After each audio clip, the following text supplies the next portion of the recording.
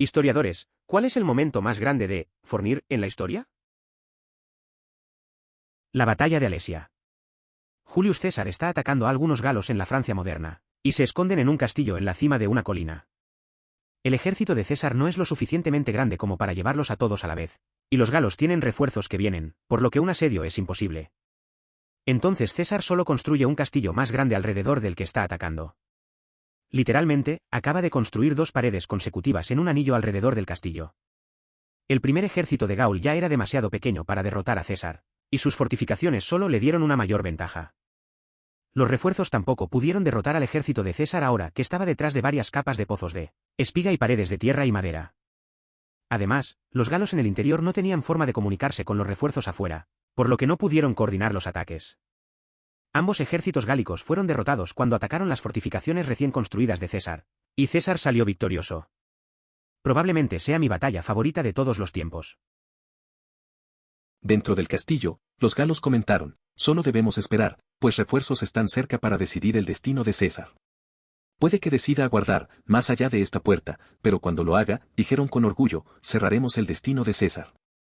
Los asedios tienen su límite, frente a ejércitos grandes, que son casi el doble de nuestra fuerza, sellarán el destino de César. Veremos cómo luchan y caen, hasta que sus hordas desaparezcan.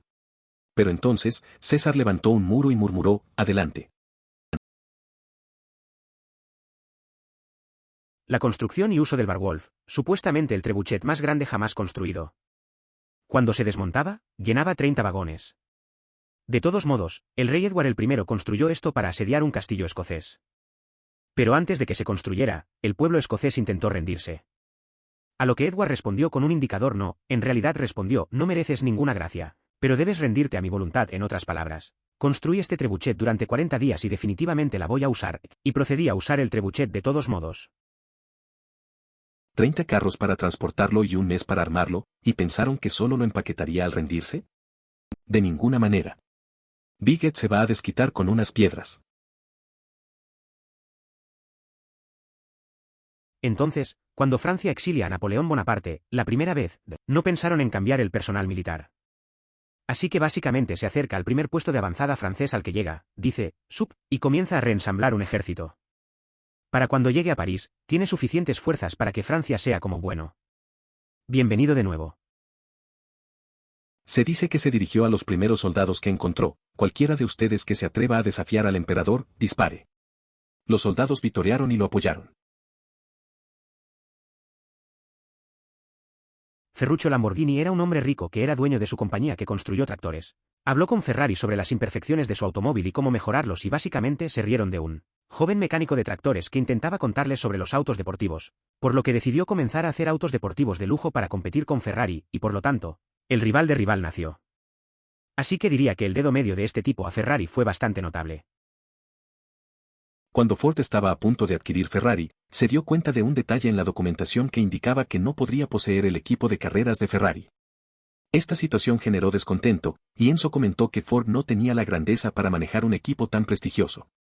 Más tarde, Ford contrató a Carroll Shelby y logró vencer a Ferrari en Le Mans, repitiendo el triunfo cada vez que participó con un vehículo. En la década de 1970, la pequeña ciudad de Vulcan, Virginia Occidental, solicitó fondos estatales para reemplazar un puente en la ciudad. La legislatura estatal se negó a otorgar a Vulcan los fondos que necesitaban. En cambio, la ciudad apeló a la Unión Soviética de ayuda. Después de enterarse de la solicitud, la legislatura estatal inmediatamente otorgó más de $1 millón a la ciudad para construir un nuevo puente. Si un pequeño pueblo en WW que pide fondos soviéticos en medio de la Guerra Fría no es un gran dedo medio para el gobierno estatal, entonces no sé qué es. Lo curioso es que 2 representantes soviéticos en la embajada estadounidense se acercaron para observar el puente dañado y tomaron en serio la idea de financiar su reconstrucción, con el propósito de molestar a los estadounidenses. Esto requiere algunos antecedentes. Los espartanos fueron famosos. Fueron entrenados para llegar al punto al hablar, en lugar de usar un lenguaje artístico y hermoso que hubiera sido común en ese momento, al ser mordidos en el pulgar si se quedaron sin aliento. Ahora a la carne. Philip, el segundo de Macedón, el padre de Alexander de Graz, le envió a los espartanos una carta diciendo, ¿quieres que ingrese a tu tierra como amigo o enemigo? Los espartanos respondieron con una palabra. Ni. Philip estaba furioso. Luego envió otro mensaje largo sin aliento. Si una vez entro en tus territorios, te destruiré a todos, nunca volveré a subir. Los espartanos luego enviaron una palabra. Sí.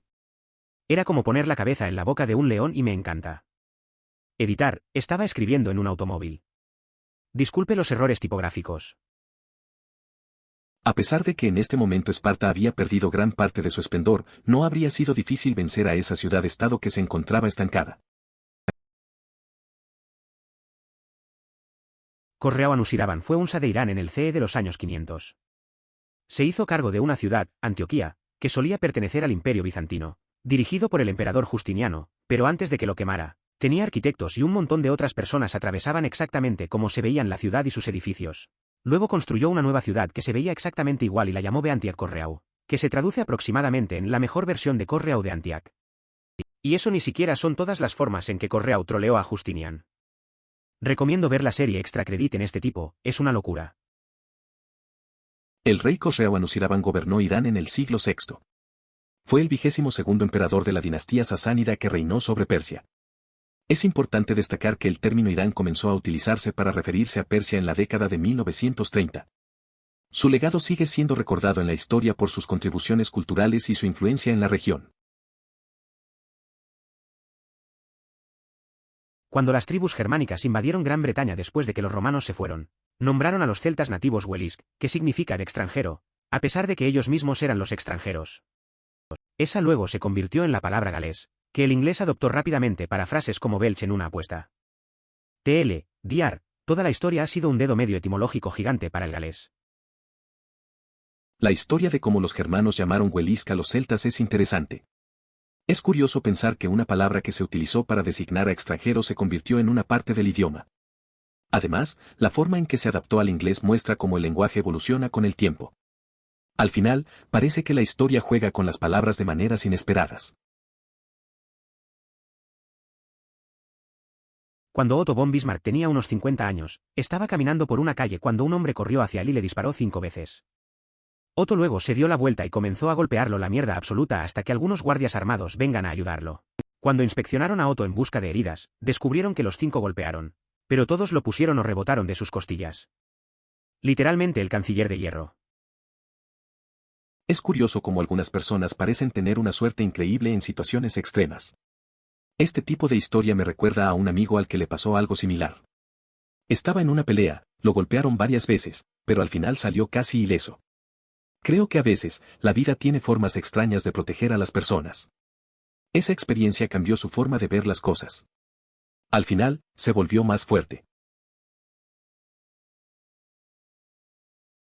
Esto es como lo contrario de lo que estás pidiendo porque podría haber sido un gran joder, pero fue de otra manera. A Abraham Lincoln, aunque todavía era un abogado de la frontera en gran medida desconocido, se le pidió que ayudara en un caso de ley por algunas grandes pelucas en el este porque el juicio se celebraría en Springfield y querían un abogado local en el equipo. Bueno, la ubicación del juicio se trasladó, pero los abogados de las grandes pelucas nunca le dijeron a Lincoln que ya no lo necesitaban. Trabajó muy duro en algunos argumentos y apareció en el juicio que ahora estaba en Ohio o algo así. Los abogados de las grandes pelucas fueron bastante groseros con él cuando apareció y no usó ninguno de sus argumentos y no le permitió participar. Finalmente le enviaron un cheque para el pago, pero Abe lo envió de vuelta. Lo enviaron de nuevo escritura lo suficiente como para que Abe depositara el cheque. Cuando Abe se convirtió en presidente, finalmente le pidió al abogado principal de las grandes pelucas en este caso, Edwin Stanton, que fuera su secretario de guerra. Edwin Stanton creció para amar a Abraham Lincoln y fue un secretario de guerra muy efectivo. Abe podría haber recordado el desaire de antes en su carrera y se negó a tener algo que ver con Stanton, pero Abe nunca se ofendió y vio a Stanton como una buena persona para tener en su gabinete. Esto es raro, pero me recuerda a un amigo que una vez se quedó fuera de un proyecto en el que había trabajado mucho. Le ignoraron y no lo dejaron participar cuando finalmente llegó. En vez de actuar de manera negativa, simplemente siguió adelante. Luego, cuando tuvo su oportunidad, eligió a esas mismas personas para colaborar porque sabía que todos merecen una segunda oportunidad. A veces, el rencor no vale la pena. A fines de la década de 1980, Nintendo y Sony desarrollaron un complemento de CD para el Super Nintendo. Nintendo luego se retiró de la asociación y optó por trabajar con Philips y lanzó el CDI. Este movimiento fue muy mal visto porque Nintendo había decidido deshacerse de una compañía japonesa sobre una extranjera. Entonces Sony recogió las piezas del proyecto e intentó asociarse con Sega. La junta directiva rechazó la idea diciendo, esa es una idea estúpida, Sony no sabe cómo hacer hardware. Tampoco saben cómo hacer software. ¿Por qué querríamos hacer esto? Al final, Sony lanzó un sistema de juego llamado PlayStation en 1994 para competir con la Nintendo 64 y superó a sus antiguos socios casi 3-1. Además, marcó la primera vez que Nintendo no fue el mejor perro desde que lanzaron el NES. En 1994, Sony lanzó un sistema de videojuegos conocido como PlayStation, lo que le permitió competir con el Nintendo 64, superando a sus antiguos aliados casi 3-1. Este evento significó un cambio significativo, ya que era la primera vez que Nintendo no ocupaba el primer lugar desde el lanzamiento de la NES. En una Navidad memorable, se recomendó optar por la PlayStation debido a su mayor catálogo de juegos, lo cual resultó ser un buen consejo. El imperio aqueménido tuvo problemas para conquistar al Egipto en la primera parte de su guerra, por lo que decidieron usar la misma encarnación de su figura sagrada contra ellos. Literalmente, los soldados llevaban gatos con ellos y pintaron cabezas de gato en sus escudos para que los egipcios no pudieran defenderse debido a sus creencias y se rindieron. Literalmente sacaron un tu Dios es nuestra primera línea. Esto se conoce como la batalla de Pelusium. Es interesante cómo la guerra puede tomar giros inesperados. En este caso, usar la religión y las creencias de un enemigo a su favor es algo poco convencional. Me recuerda a un amigo que siempre encuentra formas creativas de resolver conflictos, aunque quizás no sean tan drásticas. A veces, conocer las debilidades del oponente puede ser más efectivo que la fuerza bruta. Siempre pensaré en una historia de Andrew Jackson que me dijo un profesor de historia. Jackson se casó con una mujer divorciada, lo cual ya era malo, pero en realidad no estaba divorciada de su último esposo. Cada vez que Jackson escuchaba que la gente hablaba mal con él o su esposa, los desafiaba a un duelo, sí, tomaba 10 pasos y disparaba un poco de duelo. Un día escuchaba de un hombre que era básicamente un profesional en disparar y ese hombre estaba hablando de mierda loca, por lo que Jackson lo desafió a un duelo porque duele a cualquiera. Una vez que comenzó el duelo, fueron a disparar y Jackson simplemente dejó caer su arma porque sabía que no tenía la habilidad de su oponente. El otro hombre disparó, y perdió. Entonces Andrew Jackson recogió su arma, se acercó a su oponente y le disparó en la frente. Lo único que aprendí de esa clase. Hay una anécdota sobre un duelo en el que un oponente le dispara en el hombro antes de que pudiera hacer su movimiento. Aunque lo querían llevar, él insistió en que aún podía disparar. En estas circunstancias, era habitual disparar al aire o fallar intencionadamente. Sin embargo, tomó su tiempo para alinear el tiro justo entre los ojos del rival. Esta actitud le generó un gran desprecio por parte de quienes lo rodeaban durante toda su vida. Marruecos fue el primer país en reconocer la independencia de los Estados Unidos, que fue muy amable de su parte. Pero la razón por la que lo hicieron fue que tenían un tratado con Inglaterra que les impidió tolerar o participar en piratería contra los barcos ingleses. No hay tal prohibición del envío estadounidense. Interesante cómo las relaciones internacionales han cambiado con el tiempo. La decisión de Marruecos de reconocer a Estados Unidos fue más estratégica que sentimental. A veces, incluso en las amistades y relaciones, lo que parece un gesto amable puede tener motivaciones más complejas detrás. Esto me recuerda a algunas interacciones entre amigos, donde los acuerdos o conveniencias juegan un papel mayor de lo que nos gustaría admitir. No es un historiador, pero este es uno de mis favoritos. El 22 de diciembre, 4 correos alemanes se acercaron a las líneas estadounidenses bajo una bandera de tregua, llevando un mensaje del comandante alemán al comandante estadounidense. Afirmando que Bastogne estaba rodeado, la nota le dio a MC Aulife, quien era un comandante de actuación del 101 grados en la ausencia de Mag. Aniquilación. Ofrecía los privilegios de la Convención de Ginebra a los posibles prisioneros de guerra. Lo que vino a continuación sería uno de los momentos seminales de la Segunda Guerra Mundial. Para el comandante alemán. Nueces. Del comandante estadounidense. Esta historia es bastante interesante. Me recuerda a cómo a veces puedes estar en una situación difícil y simplemente responder de forma inesperada. La confianza que tuvo ese comandante en su respuesta fue clave. A veces, una palabra o una actitud puede cambiar el rumbo de los eventos, ¿no? Es curioso cómo los momentos históricos pueden enseñarnos lecciones sobre la determinación y el coraje. Pero, al final, solo era una respuesta simple. La Cuarta Cruzada.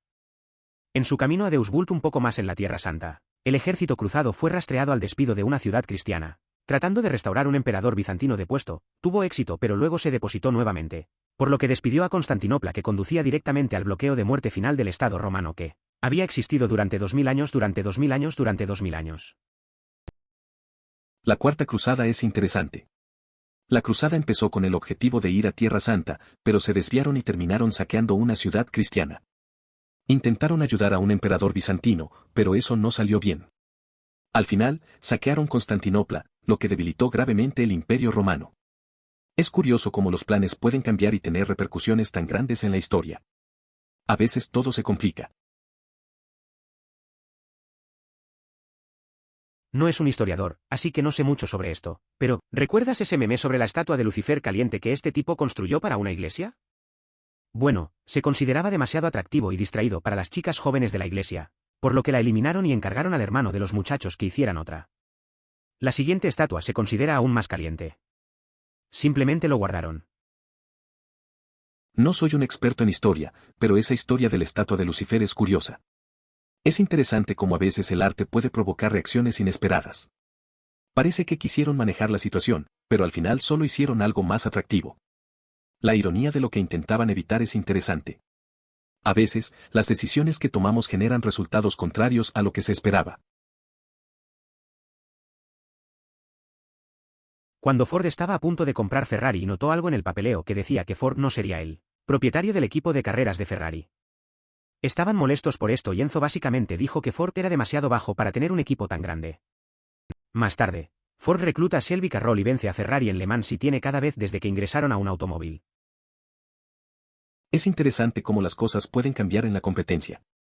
Ford tenía grandes planes al intentar comprar Ferrari, pero la respuesta de Enzo dejó claro que no iba a ser tan fácil. Esa chispa de rivalidad motivó a Ford a buscar a Shelby y dar la vuelta a la situación. Ganan en Le Mans desde entonces, lo que demuestra que a veces, las decepciones pueden llevar a grandes éxitos. Los espartanos son salvajes. En la batalla de Termopylae, cuando se les dijo a los espartanos que las flechas persas bloquearían el sol, respondieron con entonces pelearemos a la sombra. En la misma batalla, cuando se le pidió que entregue sus armas, el rey Leonidas supuestamente gritó, ven y consíguelos. No estoy seguro de si hablas en serio o en broma, pero los comentarios ingeniosos son una de las partes más precisas de esa película. Lincoln era bueno para no dejar que los rencores lo gobernara. IRC en el libro Cómo ganar amigos e influir en las personas, una historia está relacionada donde Lincoln ordenó al general Meade que persiga al ejército del norte de Virginia y los termine después de la batalla de Gettysburg. Meade se burló durante 3 días, lo que permitió que el ejército confederado escapara. Lincoln estaba súper enojado y escribió una carta escoriante a Meade por no terminar lo que se inició y señaló que la guerra podría haber terminado allí, pero ahora continuará y ¿cuántos más morirán? Lincoln nunca envió la carta. Se dio cuenta de que no estaba allí. El ejército de la Unión acababa de pelear una batalla de 3 días y estaba agotado. No era el lugar de Lincoln para segunda adivinar a sus comandantes que estaban allí. ¿Te imaginas a alguno de nuestros presidentes en los últimos 50 años teniendo tal moderación? No puedo, tal vez Carter podría haber hecho eso. Editar, una palabra, ortografía. En la era de los mensajes instantáneos, resulta más complicado mostrar moderación. Es común que se expresen palabras de las que uno se arrepiente, y dado que no hay un retraso ni el esfuerzo de escribir y enviar, lo que se dice ya ha llegado a la otra persona antes de que se reconsidere la situación. A veces, la inmediatez puede llevar a malentendidos que se podrían evitar. En la década de 1950, Elias Berg, el director de la orquesta, tuvo una visita de un grupo de turistas de Alemania Oriental. Fueron a verlo y le dijeron que habían sido soldados en el ejército alemán justo en los bordes de la ciudad. Estaban escuchando las transmisiones de ese concierto de la orquesta, tenían tanta hambre y asustada como los rusos. Muchos de ellos no querían estar allí, pero no tenían muchas opciones. Le dijeron a Elias Berg que cuando escucharon la actuación de la Sinfonía de Sostakovich, entendieron que una ciudad de personas que mostraba tal espíritu no capitularía. Se informa que uno dijo que sus camaradas derramaron lágrimas cuando escucharon la música. Es interesante cómo la música puede tocar a la gente en momentos difíciles. Me recuerda a un amigo que, durante una mala etapa, escuchaba canciones que le levantaban el ánimo. Aunque su situación era complicada, siempre decía que la música le daba esperanza. Hay algo en el arte que une a las personas, incluso en circunstancias adversas. Creo que todos hemos tenido momentos donde una canción nos ha hecho sentir algo especial. En el final, Sony lanzó un sistema de juego llamado PlayStation en 1994 para competir con la Nintendo 64 y superó a sus antiguos socios casi 3-1, además. Marcó la primera vez que Nintendo no fue el mejor perro desde que lanzaron el NES. Todavía recuerdo la Navidad, que me dijeron en la tienda de juegos cuando piden un N64, hombre, el N64 es genial, pero no tiene muchos juegos, obtenga la PlayStation. Yo, de 10 años, escuché al chico a pesar de amar a Nintendo hasta ese momento. Finalmente obtuve un 64, pero definitivamente obtuvo más kilometraje de la PS. Recuerdo que en una Navidad quería un N64. Fui a la tienda y el vendedor me dijo que el PS tenía más juegos. Tenía 10 años y decidí escucharle, aunque siempre había sido fan de Nintendo. Al final, sí, me compraron un N64, pero jugué mucho más con el PlayStation. Fue raro ver cómo cambió todo eso, Nintendo ya no era el rey. La competencia definitivamente hizo que todo fuera más interesante. También está la historia sobre cómo durante uno de sus muchos duelos, el otro tipo lo dispara en el hombro antes de que Jackson tuviera la oportunidad de disparar. Jackson se levanta, y mientras la gente quiere llevarlo, señaló que todavía tenía derecho a disparar su disparo. Era una práctica común en este tipo de situaciones disparar su arma en el aire o perder deliberadamente la marca. Jackson tomó años para alinear el tiro justo entre los ojos del chico.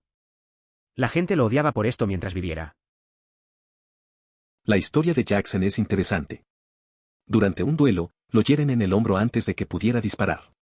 A pesar de estar herido, se negó a que lo llevaran. La gente esperaba que disparara al aire, pero él se tomó su tiempo y apuntó entre los ojos de su rival. Eso lo convirtió en una figura muy controvertida. A la gente no le gustaba su forma de actuar, pero él siguió haciéndolo. Ha pasado un tiempo desde que lo investigué, pero tuve la impresión de que no murieron de hambre. Vercingetorix pateó a todas las mujeres y niños fuera de su castillo para que César tuviera que alimentarlos, ya que estaban esperando mutuamente que se morirán de hambre, pero César acaba de rechazarse. Después de un par de días, supongo que algunos murieron, todavía una tragedia, la Vercula los dejó entrar, perdiendo la batalla de la falta de corazón. La historia es bastante interesante. Vercingetorix tomó una decisión difícil al sacar a los más vulnerables para presionar a César. Pero César, al final, demostró ser más estratégico de lo que se esperaba. Es curioso cómo las decisiones de los líderes pueden influir en el resultado de una batalla. La humanidad a menudo se presenta incluso en situaciones extremas, como en esta. La guerra y la estrategia tienen un lado humano que a veces se olvida. Puedes experimentar cuán escasa es la posibilidad de que todo funcionó así si juegas a Crusader Kings 2. Juega como William el bastardo e intenta la invasión, y si el rey de Noruega no muere, absolutamente serás jodido. Recientemente comencé un juego en el que intenté convertirme en William de Kankere, y tuve que reiniciar 3 o 4 veces antes de que todo fuera como se suponía que debía hacerlo, o al menos lo suficientemente cerca. El rey Harald no murió en la batalla, murió de enfermedad en mi juego. Suficientemente cerca. Pero solo muestra cuán delgadas son las posibilidades. A lo largo de nuestra historia, hemos vivido momentos en los que las decisiones estrechas podrían haber cambiado drásticamente los resultados. Cada pequeño detalle tiene el potencial de influir en el rumbo de los acontecimientos, y esas decisiones, aunque parecen insignificantes, pueden llevar a consecuencias significativas y sorpresivas en el desarrollo de los eventos. Es fascinante pensar en cómo una simple elección puede alterar el futuro de manera tan profunda. IRC su ejército estaba pasando una ciudad que no tenía valor para él, pero había un río o lago o algunos de este tipo que decidieron acampar. Envió un mensajero a la ciudad diciéndoles que no estaban allí para pelear, solo para descansar y regar sus caballos. El líder de la ciudad consideró que Khan tenía miedo de sus fuerzas y mató al mensajero, enviando la cabeza hacia atrás en una bolsa en el caballo. Khan arrasó la ciudad, pero dejó vivo al líder, cortando su lengua desde que se negó a hablar antes de nunca volver a hablar. Esta fue una historia que me dijo mi maestro de historia, afirmó que es de donde vino, no mates al mensajero. Esa historia de Gengis Khan es bastante impactante. La reacción del líder de la ciudad fue muy extrema. A veces, la gente no entiende que una advertencia no es un desafío. La idea de enviar la cabeza del mensajero es brutal. Al final, Khan mostró que no se juega con él, pero también me hace pensar en cómo la comunicación puede llevar a malentendidos graves. Es interesante cómo los dichos tienen un origen así. Irán es lo que los iraníes llaman la región. Persia es un término occidental derivado de griego para una región dentro de Irán, donde los griegos tuvieron contacto con los persas. Los iraníes siempre se han llamado a sí mismos iraníes. Fue hasta los años 30 que Elsa solicitó que Irán fuera referido adecuadamente por Occidente, que fue aceptado más tarde por Occidente, pero no inmediatamente desde la guerra. La historia de cómo Irán obtuvo su nombre me parece interesante. Es curioso cómo los términos cambian dependiendo de la cultura y la historia. Los griegos, al denominar a la región como Persia, reflejan su perspectiva. La transición al nombre Irán en los años 30 muestra que este tema de identidad es bastante complejo. La forma en que un país se quiere presentar al mundo también puede ser un tema delicado. Una convención académica bastante tonta, si me preguntas, que reemplaza antes de Cristo Irán o Domini, con el más neutral antes de la era común y la era común. Significa exactamente lo mismo, pero es solo una forma menos abiertamente religiosa de decirlo. Como se señaló a continuación, supongo que es más preciso ya que las fechas de la vida de Jesús no se alinean exactamente con los años estándar de anuncio. Pero vamos a las personas, todavía estás usando fechas basadas en un cálculo defectuoso del cumpleaños de Jesús y no estás engañando a nadie si solo lo llamas algo diferente. /swapbox edit, after common era no es una cosa. Es un tema interesante. Recuerdo que un amigo discutía sobre esto en una conferencia. Decía que, aunque intenta ser más neutral, no cambia nada en el fondo. Solo añade otra capa de complejidad. La gente sigue hablando de lo mismo, pero ahora con un nuevo nombre. Al final, los números siguen siendo los mismos, y todos sabemos de dónde vienen. No sé, a veces me parece que complicamos lo simple sin necesidad. Me encanta porque hay varios niveles, había unos 40 conspiradores. César recibió 23 heridas de arma blanca. Así que de inmediato, y ni siquiera contabilizando a las personas que logran apuñalarlo varias veces, aproximadamente la mitad de la gente involucrada hizo la mierda de Jack. Pero luego, su cuerpo fue examinado, y el médico concluyó que solo uno de ellos era debidamente fatal por sí solo. Incluso de las personas que realmente hicieron algún trabajo, solo una lo hizo bien y no fue a medias cosas. Ese es un proyecto grupal. La navaja de Occam podría indicar que un médico de la época romana simplemente cometió un error en su diagnóstico. 22 heridas de arma blanca implican una pérdida considerable de sangre, incluso si se recibe atención médica de emergencia en la actualidad. El sistema legionario romano fue increíble. En una época en la que solo los imperios de Big Boy tenían ejércitos profesionales, en lugar de reclutas, se destacaron aún más porque cada soldado había estado entrenando durante años, si no décadas. Eran ingenieros, construyendo carreteras y puentes también. Vercingetorix y los galos lucharon increíblemente, pero no puedes contrarrestar eso. Es interesante cómo los legionarios romanos eran más que solo guerreros. Pasaron años entrenando y, además de pelear, construían infraestructuras. Eso les dio una ventaja considerable. Vercingetorix y los galos lo intentaron, pero enfrentarse a un ejército con esa preparación y habilidades especiales era complicado. La organización y el entrenamiento de Roma realmente marcaron la diferencia en esa época. La compra fallida de Ferrari de Ford llevó a otro momento enorme. Ford gastó millones en la auditoría de los activos de fábrica de Ferrari y en negociaciones legales para prepararse para un acuerdo de compra, solo para que Ferrari cortara unilateralmente las conversaciones en una etapa tardía, con bastante renta. Esto se enoja de Henry Ford II sin fin. Entonces le dijo a su división de carreras que fuera a construir un automóvil que pudiera vencer a lo que Ferrari pudiera poner sobre la mesa, en la carrera en la que Ferrari construyó su reputación. Terminaron yendo a una compañía británica Lola que proporcionó la base para el auto de carreras. No mucho después de que nació el GT40. Pasó a ganar 4 victorias consecutivas de Le Mans, de 1966 a 1969.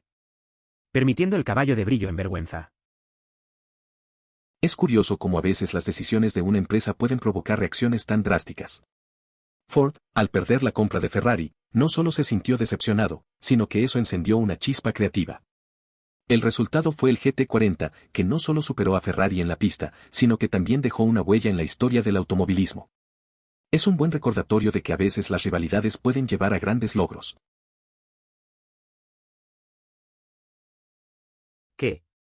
Mis equipos deportivos de secundaria fueron apodados Spartans, y nuestro anuario siempre se llamaba la Cedaemon. No había internet para buscar esta mierda en ese entonces, así que nunca me di cuenta de que era la historia de Ab follando con nosotros. No podían evitar 5 minutos de los 720 días de trabajo pesado sin sentido que era la escuela secundaria para contarnos un par de datos geniales sobre Esparta / Laconia. Inútil, te lo digo. Es como si quisieran que estuviéramos desinteresados en el aprendizaje. Es curioso cómo en la escuela nunca nos contaron cosas interesantes sobre nuestra historia. Teníamos a los Spartans y el Añobok Lacedaemon, pero nadie explicaba de dónde venía eso. Recuerdo que me preguntaba, pero no había internet para buscarlo. Solo pasábamos el tiempo haciendo cosas sin sentido. Al final, parece que nuestros profesores no querían que nos interesáramos por aprender realmente. Una pena, ¿no? Después de que un guerrero enemigo disparó al caballo del Khan debajo de él, lo convirtió en un general en su propio ejército. Dude pasó a ser uno de los mejores comandantes de todos los tiempos. Genghis Khan no era solo un talento inmensamente talentoso, reclutó y luchó con personas que fácilmente podrían ponerse en una lista de los 20 mejores líderes militares. Una de las razones por las que nadie en Europa podía rivalizar con él era su enfoque hacia el liderazgo. No importaba el lugar de nacimiento, el ascenso a general dependía del mérito. Mientras tanto, en Europa, los altos mandos eran otorgados únicamente a nobles, quienes a menudo carecían de las habilidades necesarias. Así, se perdía la oportunidad de contar con líderes verdaderamente capaces. Estudio las artes marciales coreanas, y puedes ver técnicas de Japón, China, el sudeste asiático, etc. Básicamente los coreanos pidieron un montón y recogieron trucos cada vez que sucedió. Es una locura pensar, pero terminas básicamente las técnicas funcionales de abastecimiento de multitudes y luego son enseñados por un grupo de tipos que los usaron en combate literal. Es interesante cómo las artes marciales pueden recoger técnicas de diferentes culturas. En mi caso, conocí a un amigo que estudia artes marciales mixtas. Él siempre habla de cómo cada combate le enseña algo nuevo. La idea de mezclar diferentes estilos para encontrar lo que realmente funciona es clave. Creo que al final, todos aprendemos de nuestras experiencias y de las de los demás, y eso hace que la práctica sea más rica. En realidad, hay un nuevo programa en Netflix sobre esto que es muy interesante. Sus recreaciones con un narrador e historiadores cortan para hablar sobre lo que está sucediendo y sigue la vida de los famosos emperadores romanos. Se llama Imperio Romano. La temporada con César incluso tiene un episodio completo sobre la batalla con el muro de la que están hablando. Es muy interesante y diría que definitivamente vale la pena ver. He visto algo similar sobre Roma. Un amigo me contó que le gusta mucho esa época, así que le recomendé esa serie. La mezcla de reenactamientos con comentarios de historiadores parece bastante bien. Siempre me parece curioso cómo se desarrollaban las cosas en esos tiempos. Creo que ver a César y sus estrategias debe ser interesante. Tal vez le dé una oportunidad más adelante. Louis XIV se celebra como un gran rey, el instigador de la Edad de Oro de la cultura francesa. Louis se señalan los 16 grados fallas, y las desigualdades de la monarquía son criticadas. La ideología revolucionaria, el movimiento de la Ilustración, es la base de los ideales republicanos franceses, siendo Francia el primer país occidental en otorgar a todos los hombres, independientemente del color y el credo, los derechos básicos. Pero el terror, el periodo justo antes de que Napoleón tomara el poder por primera vez, es visto como una gran ideología llevada al extremo por los radicales. Dr. Depende de qué parte de la monarquía /diagonal revolución. Luis XIV es recordado como un gran rey, pero Luis XVI tiene muchas críticas. La revolución trajo ideales importantes, pero también mucha violencia. La época del terror muestra cómo las ideas pueden irse de las manos. Todo depende de qué parte mires, hay luz y sombras en la historia de Francia y su evolución. Esto resalta cómo los cambios a menudo vienen con complicaciones. Cada periodo tiene sus lecciones que aprender. Considere suscribirse si disfrutó. Emoticono corazón.